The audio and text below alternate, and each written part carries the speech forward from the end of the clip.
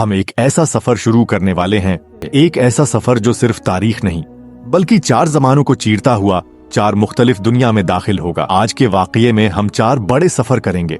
पहला सफर, हम देखेंगे कि हजरत यूनुस अलैहिस्सलाम का वाक़या 4 आसमानी किताबों तौरात, ज़बूर, अंजील और कुरान में किस तरह बयान हुआ और क्यों हर किताब उसे हकीकत मानती है। दूसरा सफर, हम साइंस के दरवाजे पर दस्तक देंगे और पूछेंगे कि जब साइंस कहती है कि इंसान मछली के पेट में जिंदा नहीं रह सकता, तो फिर साइंस को क्या सबूत दिखाए जाएं। तीसरा सफर, हम इस दौर के समंदर, उस दौर के जानवर और दौर के कवानीन का तजजिया करेंगे कि कैसे एक शख्स अंधेरे के 3 हिस्सों में जिंदा रह गया। चौथा सफर और आखिर में हम उन दलाइल को जोड़कर देखेंगे जो आज भी पूरी दुनिया के सामने खड़े हैं, जिन्हें आज की साइंस, तारीख और आसारे कदीमा भी झटला नहीं सकती। ये सिर्फ एक दास्तान नहीं, ये वो इम्तिहान है जिसमें या तो साइंस की किताब टूटेगी या ईमान की रोशनी और ज्यादा चमकेगी। वाक़या का आगाज सफर शुरू होता है उस रात से जब एक नबी तन्हा समंदर के किनारे खड़ा था। आसमान पर बादल छाए थे, हवा तेज थी और यूनुस अलैहिस्सलाम के दिल में एक ऐसा बोझ था जिसकी वजह से उन्होंने अपने रब से खुद ही नाराजगी महसूस की। आखिर वो बोझ क्या था? किस बात पर उन्होंने कहा कि मैंने अपने ऊपर जुल्म किया? ये जुल्म किस तरह का जुल्म था? इसी को समझने के लिए हमें सबसे पहले जाना होगा 4 आसमानी किताबों की तरफ। 4 आसमानी किताबों की गवाही तौरात में लिखा है,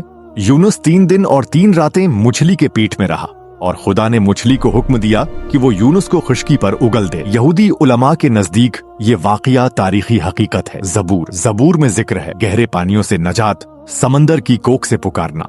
यह यूनुस अलैहिस्सलाम के वाक़ये से बराह रास्त जड़ा हुआ है।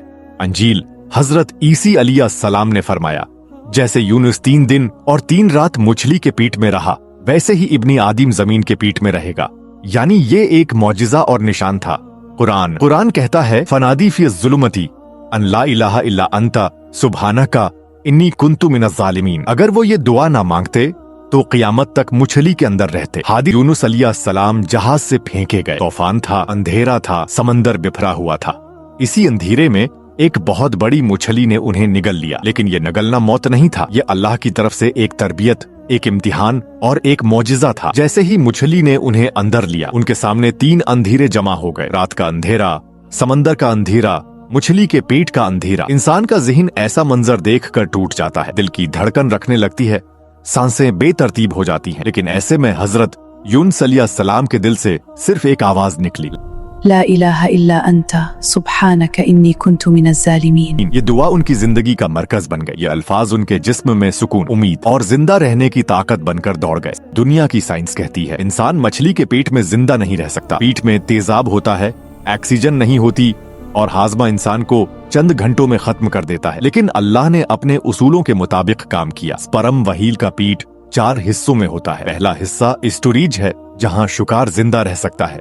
वहाँ ना तेजाब, ना हाजमा, ना कोई खतरा, और वो हुआ की जीभ, अय्यर पुकट, जो इंसान को जिंदा रखने का काम करती है। समंदर की लहरें, मछली का ऊंचा नीचा तैरना इंसानी जिस्म में माइक्रो ऑक्सीजन सर्कुलेशन पैदा करते हैं, यानी सांस की बारीक गर्दिश, जो इंसान को बेहोशी से जिंदा हालत तक ले जा सकती है। मछली के अंदर मुकम्मल अंधेरे में यूनुस अलैहिस्सलाम ने अपनी दुआ पढ़ी। ये दुआ उनके ज़हन को माइंड इल्यूमिनेशन देती रही, रोशनी, उम्मीद, शऊर, तसल्ली, वो कुव्वतें जो इंसान को नाकाबिल यकीन हालात में भी जिंदा रखती हैं। 3 दिन 3 रातें, हर लम्हा एक इम्तिहान था, हर लम्हा एक मौजिज़ा था। मछली को हुक्म दिया, स्पर्म वहील खुद ब खुद साहिल की तरफ गई और यूनुस अलैहिस्सलाम को महफूज तरीके से बाहर छोड़ दिया।